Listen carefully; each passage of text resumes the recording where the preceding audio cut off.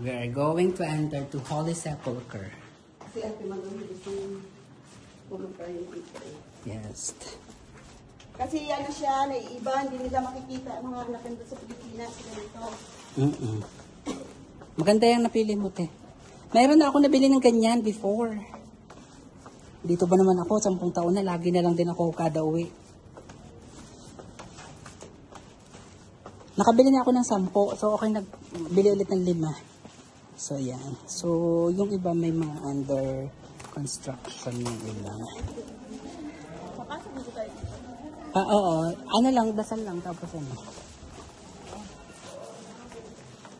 Yan, marami mga nagpipilgrim kasi Sunday ngayon, nagdi-day off sila.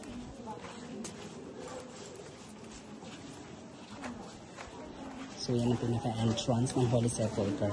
So, before, may nakalagay na lagayan dito ng mga bintahan, ng mga kandila-kandila. Pero ngayon, is plain na talaga siya. So, dito po, hinandusay o inihiga si Jesus. So, magdadasal lang po tayo dito, everyone. So, ito yung mga napamili ko lahat. Ilalagay ko natin dito. Yan.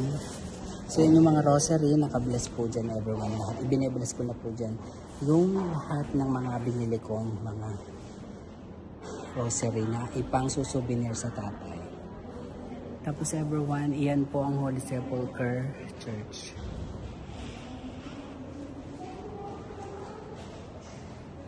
Ang gandun. So dito sa side na to everyone, sarado lang. So nandun yung Tomb of Jesus. And then yan yung entrance. Ito po ang Calvary.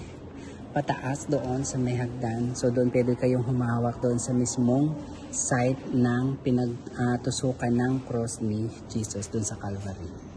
Ito, chapel din po and everyone din na yun. Kasama ko si Ate Grace.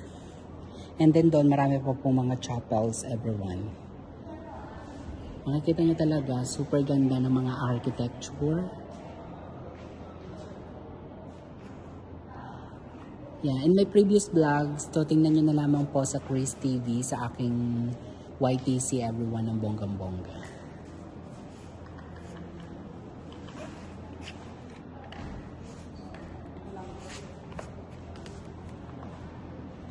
This is the Stone of Atonement. Nung si Jesus po ay bago siya ilibing, dito po siya inihiga. And doon po siya nakapako everyone sa Calvary. Yan. Dati may nakalagay po dito na mataas na lagayan ng mga kandila at kung ano-ano. Pero ngayon tinanggal na nila at ginawa na nilang mas maaliwalas sa lahat everyone.